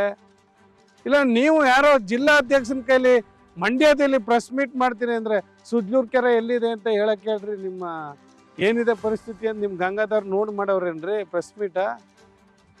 ಯಾರು ಇಲ್ಲಿ ಜಲಪಾತೋತ್ಸವ ಮಾಡಕ್ ಒಟ್ಟಕ್ಕೆ ನಾನೇ ಮೊದಲ ಬಾರಿಗೆ ಅದನ್ನ ಪ್ರಾರಂಭ ಮಾಡಿದ ಇತಿಹಾಸ ಇದೆ.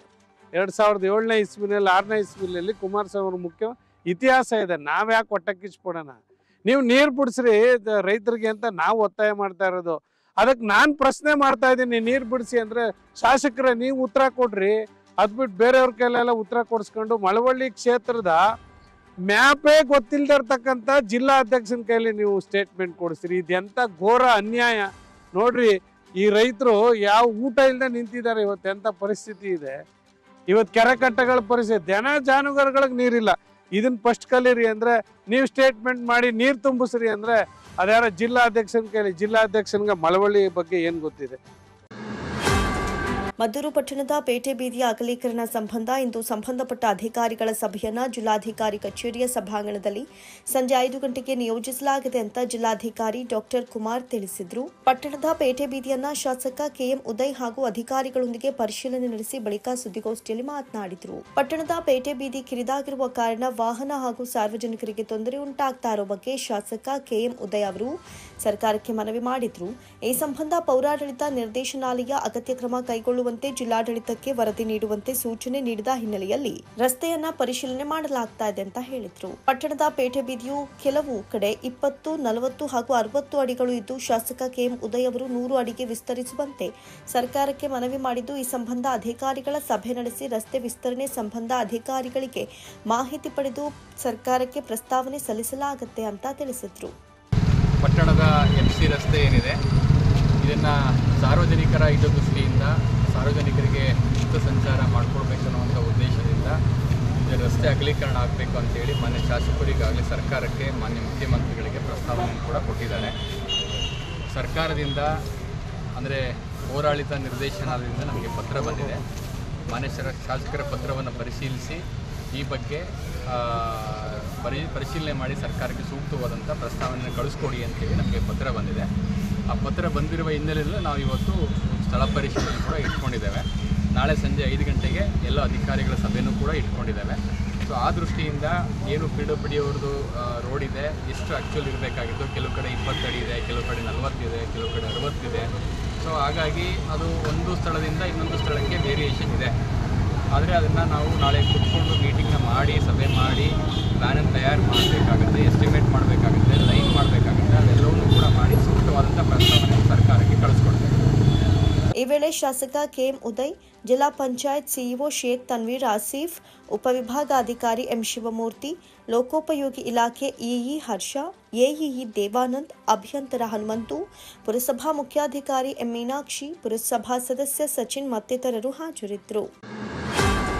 ಗಗನಚುಕ್ಕಿ ಜಲಪಾತೋತ್ಸವದಲ್ಲಿ ಭಾಗವಹಿಸುವ ಮುಖ್ಯಮಂತ್ರಿ ಸಿದ್ದರಾಮಯ್ಯ ಅವರಿಗೆ ಕಪ್ಪು ಬಾವುಟ ಪ್ರದರ್ಶನ ಮಾಡ್ತೀವಿ ಅಂತ ಹೇಳಿಕೆ ನೀಡಿರುವ ಮಾಜಿ ಶಾಸಕ ಡಾಕ್ಟರ್ ಕೆ ಅನ್ನದಾನಿ ಹೇಳಿಕೆಯನ್ನ ಖಂಡಿಸುವುದಾಗಿ ಬ್ಲಾಕ್ ಕಾಂಗ್ರೆಸ್ ಅಧ್ಯಕ್ಷ ದೊಡ್ಡಯ್ಯ ತಿಳಿಸಿದರು. ಮಳವಳ್ಳಿ ಪಟ್ಟಣದ ಬ್ಲಾಕ್ ಕಾಂಗ್ರೆಸ್ ಕಚೇರಿಯಲ್ಲಿ ಸುದ್ದಿಗೋಷ್ಠಿಯಲ್ಲಿ ಮಾತನಾಡಿದ ಅವರು, ಕೆಆರ್ಎಸ್ ಅಣೆಕಟ್ಟೆ ಸಂಪೂರ್ಣವಾಗಿ ತುಂಬಿರುವುದರಿಂದ ಒಳಬರುವ ಹೆಚ್ಚುವರಿ ನೀರನ್ನ ನದಿಗೆ ಬಿಡುತ್ತಾ ಇದ್ದು, ಆ ನೀರಿನಿಂದಲೇ ಜಲಪಾತೋತ್ಸವವನ್ನ ಮಾಡಲಾಗ್ತಾ ಇದೆ. ಅಭಿವೃದ್ಧಿ ಕಾರ್ಯಕ್ರಮಗಳನ್ನು ರೂಪಿಸುವಂತಹ ಸಂದರ್ಭದಲ್ಲಿ ಅನ್ನದಾನಿ ಆಗಿಂದಾಗೆ ಪತ್ರಿಕಾ ಹೇಳಿಕೆ ನೀಡಿ ಸಾರ್ವಜನಿಕರಲ್ಲಿ ಗೊಂದಲವನ್ನ ಸೃಷ್ಟಿಸ್ತಾ ಇರುವುದು ಸರಿಯಲ್ಲ. ಪ್ರವಾಸೋದ್ಯಮವನ್ನ ಅಭಿವೃದ್ಧಿಗೊಳಿಸುವುದರ ಜೊತೆಗೆ ಅಂತಾರಾಷ್ಟ್ರೀಯ ಮಟ್ಟದಲ್ಲಿ ಗಗನಚುಕ್ಕಿ ಜಲಪಾತವನ್ನ ಪ್ರಚಾರಗೊಳಿಸುವಂತಹ ನಿಟ್ಟಿನಲ್ಲಿ ಸರ್ಕಾರದ ವತಿಯಿಂದ ನಡೀತಾ ಇರುವಂತಹ ಗಗನಚುಕ್ಕಿ ಜಲಪಾತೋತ್ಸವವನ್ನ ವಿರೋಧಿಸಿ ಮುಖ್ಯಮಂತ್ರಿ ಸಿದ್ದರಾಮಯ್ಯ ಅವರಿಗೆ ಕಪ್ಪು ಬಾವುಟವನ್ನ ಪ್ರದರ್ಶನ ಮಾಡ್ತೀವಿ ಅಂತ ಹೇಳಿಕೆ ನೀಡಿರೋದು ಸರಿಯಲ್ಲ.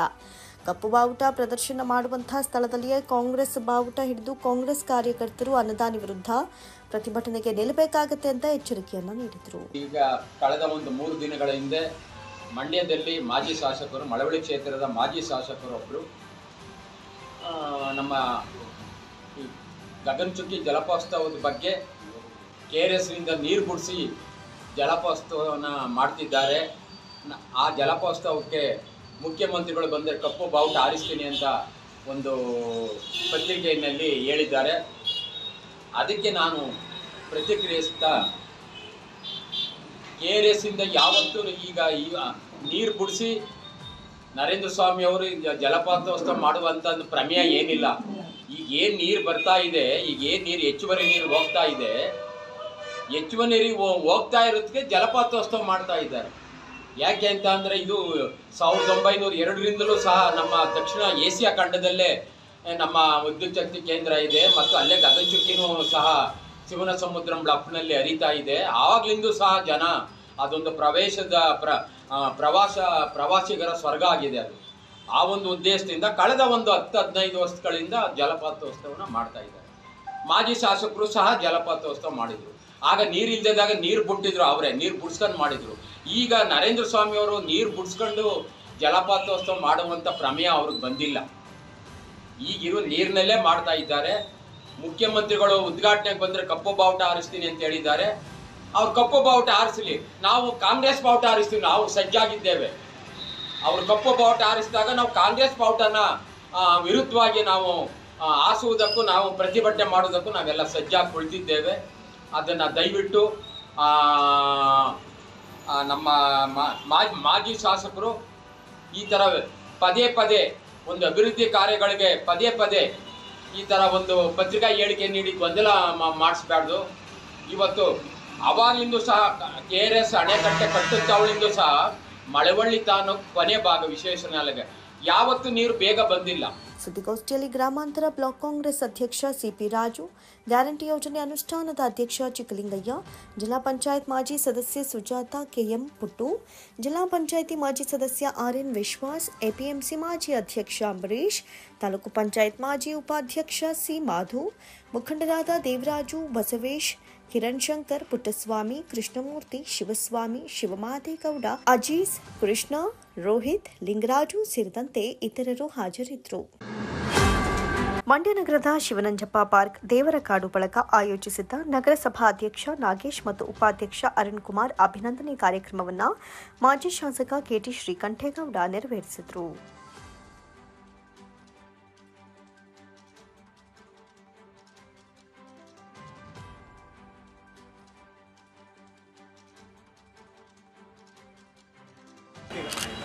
ನಂತರ ಮಾತನಾಡಿದ ಅವರು, ನಮ್ಮ ಆತ್ಮೀಯ ಸ್ನೇಹಿತರಾದ ನೂತನ ನಗರಸಭಾಧ್ಯಕ್ಷ ನಾಗೇಶ್ ಮತ್ತು ಉಪಾಧ್ಯಕ್ಷ ಅರುಣ್ ಕುಮಾರ್ ಅವರಿಗೆ ಇಂದು ಎಲ್ಲರ ಸಮ್ಮುಖದಲ್ಲಿ ಅಭಿನಂದಿಸಿದ್ದೇವೆ. ಇಬ್ಬರು ಯುವ ಮುಂದಾಳುಗಳು ನಗರದ ಅಭಿವೃದ್ಧಿಗೆ ಶ್ರಮಿಸಲಿ ಹಾಗೂ ನಮ್ಮ ಶಿವನಂಜಪ್ಪ ಪಾರ್ಕ್ನ ಇನ್ನೂ ಹೆಚ್ಚು ಅಭಿವೃದ್ಧಿ ಮಾಡಲಿ ಅಂತ ಶುಭ ಹಾರೈಸಿದರು. ನಮ್ಮ ಆತ್ಮೀಯರಾದ ನಾಗೇಶ್ ಮತ್ತು ಅರುಣ್ ಕುಮಾರ್ ಅವರನ್ನ ದೇವರಕಾಡು ಬಳಗದಿಂದ ಗೌರವಿಸಬೇಕು ಅಂತೇಳಿ ಅತ್ಯಂತ ಪ್ರೀತಿಯಿಂದ ಕರೆದಿದ್ದೇವೆ.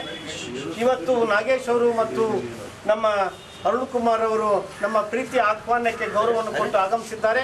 ನಮ್ಮ ನಗರಸಭೆಯ ಚುಕ್ಕಾಣಿ ನೀಡಿರ್ತಕ್ಕಂಥ ಈ ಇಬ್ಬರು ಯುವ ಮುಂದಾಳುಗಳು ಈ ನಗರದ ಸರ್ವಾಂಗೀಣ ಅಭಿವೃದ್ಧಿಗೆ ಪ್ರಯತ್ನವನ್ನು ಮಾಡಲಿ, ವಿಶೇಷವಾಗಿ ನಮ್ಮ ಈ ಉದ್ಯಾನವನದ ಅಭಿವೃದ್ಧಿಗೂ ಕೂಡ ಅವ್ರ ಗಮನವನ್ನು ಹರಿಸಲಿ ಅಂತೇಳಿ ನಾನು ನಿಮ್ಮೆಲ್ಲರ ಪ್ರೀತಿ ಮತ್ತು ವಿಶ್ವಾಸದ ಮೂಲಕ ಕಾರ್ಯಕ್ರಮದಲ್ಲಿ ದೇವರಕಾಡು ಬಳಗದ ಅಧ್ಯಕ್ಷ ರಾಮಕೃಷ್ಣ, MP ಕುಮಾರ್, ಗಮನಹಳ್ಳಿ ಮಹದೇವಸ್ವಾಮಿ, ವಿನೋದ್, ಲಾಯರ್ ಕುಮಾರ್, ನಾಗಣ್ಣ ಮತ್ತಿತರರು ಹಾಜರಿದ್ದರು.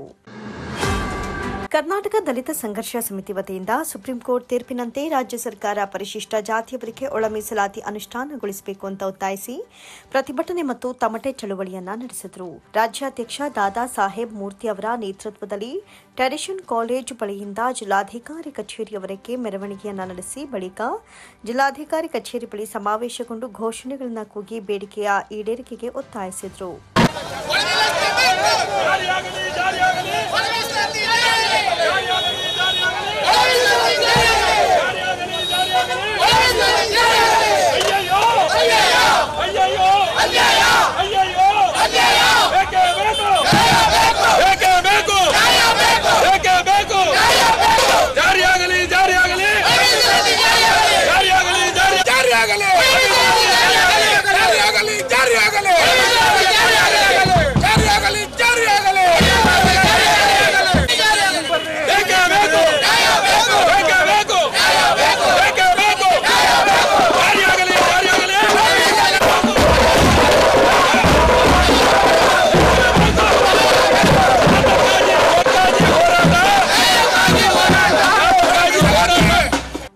ಜಿಲ್ಲಾಧ್ಯಕ್ಷರಾದ ಶಂಕರ್ ಮಾತನಾಡಿ, ಪರಿಶಿಷ್ಟ ಜಾತಿ ಮೀಸಲಾತಿ ವರ್ಗೀಕರಣ ಮಾಡಬೇಕು. ತೀರ್ಪು ಬಂದು ತಿಂಗಳಾದರೂ ರಾಜ್ಯ ಸರ್ಕಾರ ಮೌನವಾಗಿದೆ. ಈ ರೀತಿ ಮೌನ ಸರಿಯಿಲ್ಲ. ಸುಪ್ರೀಂ ಕೋರ್ಟ್ ತೀರ್ಪು ಬಂದರೂ ಯಾಕೆ ವಿಳಂಬ ಮಾಡಿದ್ದೀರಿ? ಇನ್ನು ವಿಳಂಬ ಮಾಡಿದರೆ ಮುಂದಿನ ದಿನಗಳಲ್ಲಿ ಉಗ್ರ ಹೋರಾಟ ಮಾಡಬೇಕಾಗುತ್ತೆ. ನಿಮಗೆ ಸಂವಿಧಾನದ ಬಗ್ಗೆ, ನ್ಯಾಯಾಂಗದ ಬಗ್ಗೆ ಗೌರವವಿದ್ದರೆ ವರ್ಗೀಕರಣ ಮಾಡಿ. ಪರಿಶಿಷ್ಟರ ಮೀಸಲಾತಿ ಪರಿಶಿಷ್ಟ ಜನಾಂಗದ 101 ಜಾತಿಗಳಲ್ಲಿ ಸಮನಾಗಿ ಹಂಚಿಕೆಯಾಗಿಲ್ಲ ಎಂಬ ಆತಂಕ ಹಾಗೂ ಅಸಹನೆಯಿಂದ 30 ದಶಕಗಳಿಂದ ರಾಜ್ಯಾದ್ಯಂತ ನಿರಂತರವಾಗಿ ಹೋರಾಟಗಳು ನಡೆಯುತ್ತಿವೆ. ಹೋರಾಟದಲ್ಲಿ ಹಲವಾರು ಹೋರಾಟಗಾರರು ಜೀವನ ಕಳೆದುಕೊಂಡಿದ್ದಾರೆ. ಪರಿಶಿಷ್ಟರ ಮೀಸಲಾತಿ ವರ್ಗೀಕರಣ ಮಾಡಲು ಕರ್ನಾಟಕ, ಆಂಧ್ರ, ಪಂಜಾಬ್ ಸೇರಿದಂತೆ ಹಲವು ರಾಜ್ಯಗಳಲ್ಲಿ ನಡೆದ ಹೋರಾಟಗಳ ಹಿನ್ನೆಲೆಯಲ್ಲಿ 16 ರಾಜ್ಯ ಸರ್ಕಾರಗಳು ರಚಿಸಿದ ಆಯೋಗಗಳು ನೀಡಿದ ವರದಿಗಳನ್ನು ಪರಿಶೀಲಿಸಿದ ಸುಪ್ರೀಂ ಕೋರ್ಟ್ನ 7 ನ್ಯಾಯಾಧೀಶರ ಸಂವಿಧಾನ ಪೀಠ ಆಗಸ್ಟ್ 1ರಂದು ಐತಿಹಾಸಿಕ ತೀರ್ಪು ನೀಡಿ ಈ ವಿವಾದಕ್ಕೆ ತೆರೆ ಎಳೆದಿದೆ. ಹೀಗಾಗಿ ರಾಜ್ಯ ಸರ್ಕಾರ ಒಳ ಮೀಸಲಾತಿ ಅನುಷ್ಠಾನಗೊಳಿಸಿ ನ್ಯಾಯ ಒದಗಿಸಬೇಕು ಅಂತ ಆಗ್ರಹಿಸಿದರು. ಸುಪ್ರೀಂ ಕೋರ್ಟ್ ಆದೇಶವನ್ನು ಯಥಾವತ್ ಜಾರಿ ಮಾಡಬೇಕು ಅಂತೇಳಿ ಎಲ್ಲ ರಾಜ್ಯದ ಎಲ್ಲ ಜಿಲ್ಲಾಧಿಕಾರಿಗಳ ಕಚೇರಿ ಮುಂದೆ ದಲಿತ ಸಂಘರ್ಷ ಸಮಿತಿ ಈ ದಿನ ಪ್ರತಿಭಟನೆ ಮಾಡಿ, ಮೆರವಣಿಗೆ ಮಾಡಿ, ಮನವಿಯನ್ನು ಡಿ ಸಿ ಅವರ ಮುಖಾಂತರ ಮಾನ್ಯ ಮುಖ್ಯಮಂತ್ರಿಗಳು ಕೊಡ್ತಾ ಇದೆ. ಈಗ ಮೈಸೂರು ಜಿಲ್ಲಾ ಸಮಿತಿಯು ಸಹ ಮೈಸೂರು ಟೆರಿಷಿಯನ್ ವೃತ್ತದಿಂದ ಜಿಲ್ಲಾಧಿಕಾರಿ ಕಚೇರಿವರೆಗೆ ಬೃಹತ್ ಮೆರವಣಿಗೆ ಮಾಡಿ, ಪ್ರತಿಭಟನೆ ಮಾಡಿ ಈಗ ಮನವಿಯನ್ನು ಕೊಟ್ಟಿದ್ವಿ. ನಮ್ಮ ಉದ್ದೇಶ ಏನಪ್ಪ ಅಂತ ಹೇಳಿದ್ರೆ, ಈ ಸುಪ್ರೀಂ ಕೋರ್ಟ್ನ 7 ಸದಸ್ಯರ ಪೀಠದ ಅಂತೇಳಿದ್ರೆ ಕರ್ನಾಟಕ, ಆಂಧ್ರ, ಪಂಜಾಬು, ಹರಿಯಾಣ ಇನ್ನಿತರ ಎಲ್ಲ ರಾಜ್ಯಗಳ ಆಯೋಗಗಳು ಕೇಂದ್ರಕ್ಕೆ ಶಿಫಾರಸು ಮಾಡಿರುವ ಅಂಗವಾಗಿ ಏನು ಇವತ್ತು ಈ ದಿನ ಸುಪ್ರೀಂ ಕೋರ್ಟ್ 7 ಸದಸ್ಯರ ಪೀಠ ಒಳ ಮೀಸಲಾತಿಯನ್ನು ಆಯಾಯ ಸರ್ಕಾರಗಳೇ ಮಾಡಬೇಕು ಅಂತೇಳಿ, ಜಾರಿ ಮಾಡಬೇಕು ಅಂತೇಳಿ ಏನೀಗ ಆದೇಶ ನೀಡಿದೆಯೋ ಅದನ್ನು ಯಥಾವತ್ ಜಾರಿ ಮಾಡಬೇಕು ಅಂತೇಳಿ ಮಾನ್ಯ ಮುಖ್ಯಮಂತ್ರಿ ಸಿದ್ದರಾಮಯ್ಯರಲ್ಲಿ ಕರ್ನಾಟಕ ದಲಿತ ಸಂಘರ್ಷ ಸಮಿತಿ, ಮೈಸೂರು ಜಿಲ್ಲಾ ಸಮಿತಿಯು ಒತ್ತಾಯಿಸುತ್ತದೆ. ಪ್ರತಿಭಟನೆಯಲ್ಲಿ ಕರ್ನಾಟಕ ದಲಿತ ಸಂಘರ್ಷ ಸಮಿತಿ ಪದಾಧಿಕಾರಿಗಳು ಹಾಜರಿದ್ದರು. ಮೈಸೂರು ಜಿಲ್ಲಾ ಕುಂಬಾರರ ಮಹಿಳಾ ಸಂಘ, ಕುಂಬಾರರ ನೌಕರರ ಸಂಘ ಮೈಸೂರು ಇವರ ಸಹಯೋಗದೊಂದಿಗೆ 2023-24ನೇ ಸಾಲಿನ ಪ್ರತಿಭಾ ಪುರಸ್ಕಾರ ಮತ್ತು ಸನ್ಮಾನ ಸಮಾರಂಭ ಕಾರ್ಯಕ್ರಮವನ್ನು ಆಯೋಜಿಸಲಾಗಿತ್ತು. ಕುಲಾಲಗುಂಡ ಬ್ರಹ್ಮಾರ್ಯ ಕುಂಬಾರರ ಸಂಘ ಸನ್ಮಾನ ಮತ್ತು ಪ್ರೋತ್ಸಾಹಧನ ವಿತರಣಾ ಮಾಡಲಾಯಿತು. ಕಾರ್ಯಕ್ರಮವನ್ನು ಕೃಷಿ ಮಾರಾಟ ಇಲಾಖೆಯ ಅಡಿಷನಲ್ ಡೈರೆಕ್ಟರ್ ಕೆಎಂ ನಾಗೇಶ್ ಉದ್ಘಾಟಿಸಿದರು.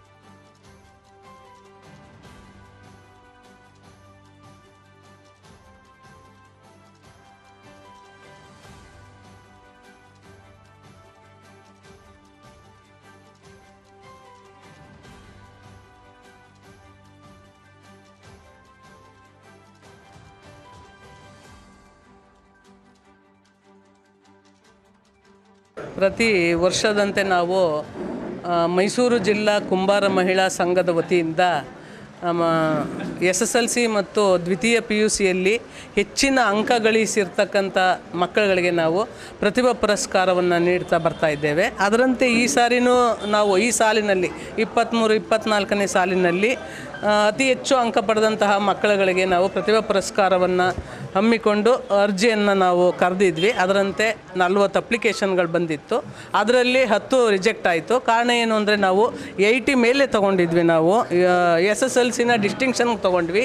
PUC ಸ್ವಲ್ಪ ಕಷ್ಟ ಇರೋದ್ರಿಂದ 80 ಮೇಲೆ ತೊಗೊಂಡ್ವಿ. ಅದರಂತೆ ನಾವು ಈಗ ವಿದ್ಯಾರ್ಥಿಗಳಿಗೆ ನಾವು ಪ್ರತಿಭಾ ಪುರಸ್ಕಾರವನ್ನು ಇವತ್ತು ನಮ್ಮದೇ ಆದಂತಹ ಕಚೇರಿ ಏನಿದೆ ಕುಲಾಲಗುಂಡ ಬ್ರಹ್ಮಾರ್ಯ ಸಂಘ ಮೈಸೂರು, ಇಲ್ಲಿ ಈ ಕಚೇರಿ ಆವರಣದಲ್ಲೇ ನಾವು ಈ ಕಾರ್ಯಕ್ರಮವನ್ನು ನಡೆಸಬೇಕು ಅಂತೇಳಿ ನಾವು ಕಾರ್ಯಕ್ರಮವನ್ನು ಹಮ್ಮಿಕೊಂಡು ಮಕ್ಕಳುಗಳಿಗೆ ನಮ್ಮವರು ಇಷ್ಟು ಜನ ನಮ್ಮ ಬೆನ್ನಿಂದ ಇದ್ದಾರೆ, ನಾವು ಓದಬೇಕು, ಮುಂದೆ ಬರಬೇಕು, ನಮಗೆ ಅಭಿವೃದ್ಧಿ ಆಗೋದಕ್ಕೆ ಇವರೆಲ್ಲ ಸಹಾಯ ಮಾಡ್ತಾರೆ ಅಂತಕ್ಕಂಥ ಒಂದು ಸ್ಫೂರ್ತಿ ಆಗೋ ರೀತಿಯಲ್ಲಿ ಅವರ ನಡವಳಿಕೆಯನ್ನು ಇವತ್ತು ತೋರಿಸಿದ್ದಾರೆ. ಬಂದ ಎಲ್ಲ ಹಾಜರಾಗಿ ಎಲ್ಲ ಕಾರ್ಯಕ್ರಮ ಸಕ್ಸಸ್ ಆಗೋದಕ್ಕೆ ಅವರು ಸಹಕಾರ ಕೊಟ್ಟಿದ್ದಾರೆ. ಅದರಿಂದ ಮೈಸೂರು ಜಿಲ್ಲಾ ಮಹಿಳಾ ಸಂಘದ ಕುಂಬಾರ ಮಹಿಳಾ ಸಂಘದ ವತಿಯಿಂದ ಪ್ರತಿ ವರ್ಷದಂತೆ ಪ್ರತಿಭಾ ಪುರಸ್ಕಾರವನ್ನು ಹಮ್ಮಿಕೊಂಡಿದ್ದರು. ಪ್ರತಿಭಾ ಪುರಸ್ಕಾರ ಇವತ್ತೇನು ಪ್ರತಿಭಾವಂತ ನಮ್ಮ ಸಮಾಜದ ಮಕ್ಕಳಿಗೆ ಪ್ರತಿ ವರ್ಷವೂ ಸಹ ಇವರು ನೀಡ್ತಾ ಬಂದಿದ್ದಾರೆ. ಈ ಕಾರ್ಯಕ್ರಮದಲ್ಲಿ ಎಲ್ಲ ನಮ್ಮ ಸಮಾಜದ ಗಣ್ಯ ವ್ಯಕ್ತಿಗಳು, ಸಮಾಜದ ಮುಖಂಡರುಗಳು ಎಲ್ಲ ಭಾಗವಹಿಸಿ ಇವತ್ತು ಯಶಸ್ವಿನ ಮಾಡಿಕೊಟ್ಟಿದ್ದಾರೆ.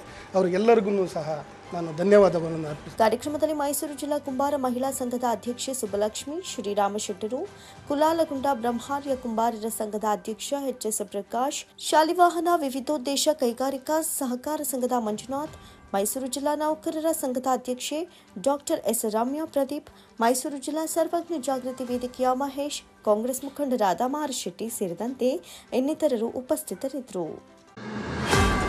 ಕರ್ನಾಟಕ ರಾಜ್ಯ ನಾಯಕ ಜನಾಂಗದ ಹಿತರಕ್ಷಣಾ ವೇದಿಕೆ ಮೈಸೂರು ವತಿಯಿಂದ 2024ನೇ ಸಾಲಿನ ಎಸ್ಎಸ್ಎಲ್ಸಿ ಮತ್ತು ಪಿಯುಸಿ ವಿದ್ಯಾರ್ಥಿಗಳಿಗೆ ಪ್ರತಿಭಾ ಪುರಸ್ಕಾರ ಕಾರ್ಯಕ್ರಮ ರೋಟರಿ ಸಭಾಂಗಣದಲ್ಲಿ ನಡೆಯಿತು. ಕಾರ್ಯಕ್ರಮದ ಉದ್ಘಾಟನೆಯನ್ನ ಎಚ್ಡಿ ಕೋಟೆ ವಿಧಾನಸಭಾ ಕ್ಷೇತ್ರದ ಶಾಸಕ ಅನಿಲ್ ಚಿಕ್ಕಮಾದು ಅವರು ನೆರವೇರಿಸಿದರು.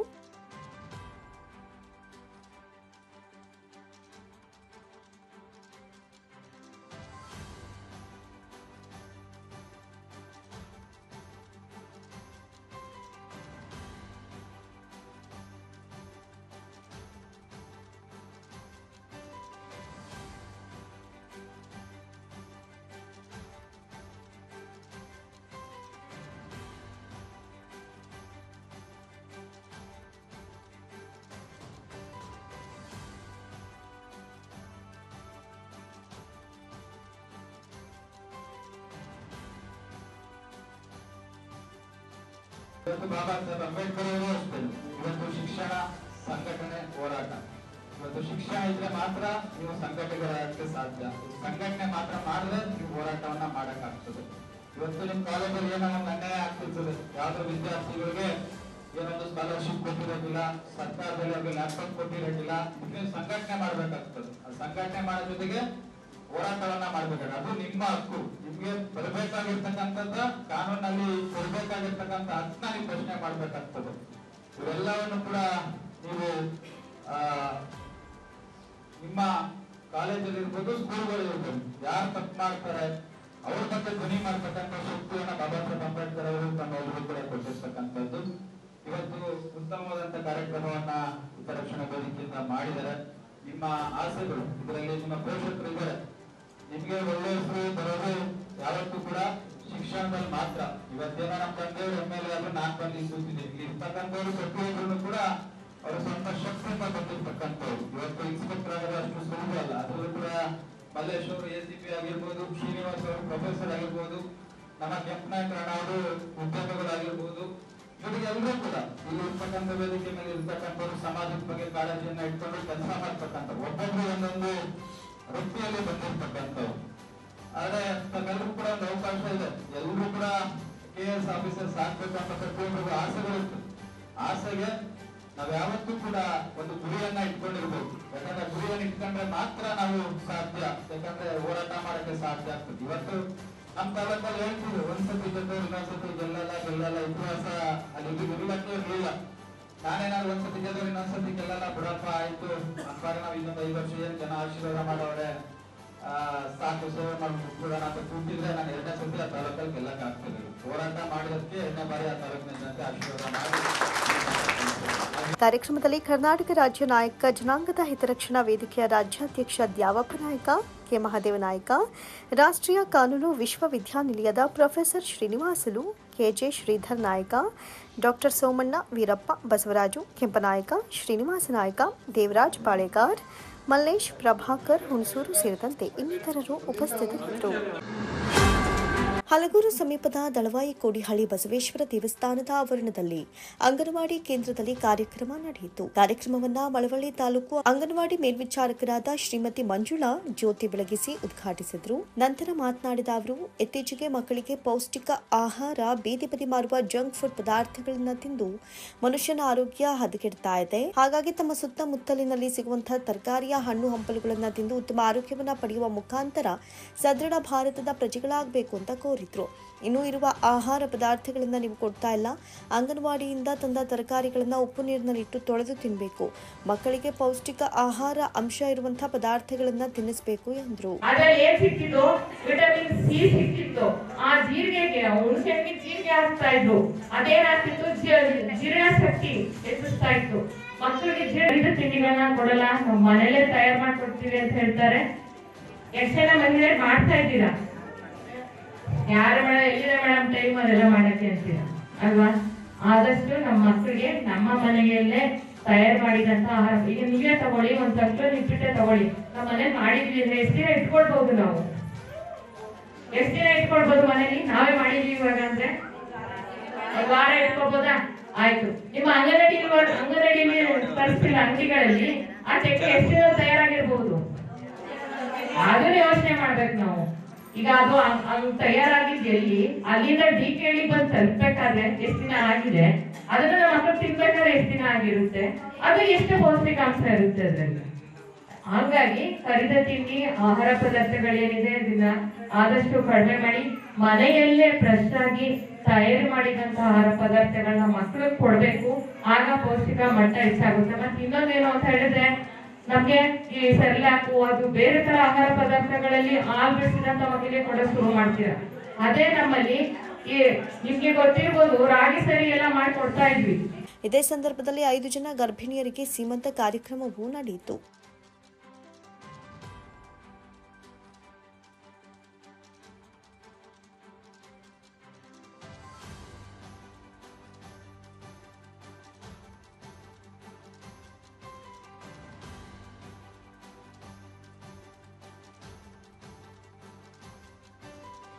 ಮಕ್ಕಳಿಗೆ ಬೇಕಾದ ಪೌಷ್ಟಿಕ ಆಹಾರ ತಿಂಡಿ ತಿನಿಸುಗಳ ಪ್ರದರ್ಶನಕ್ಕೆ ಇಡಲಾಗಿತ್ತು.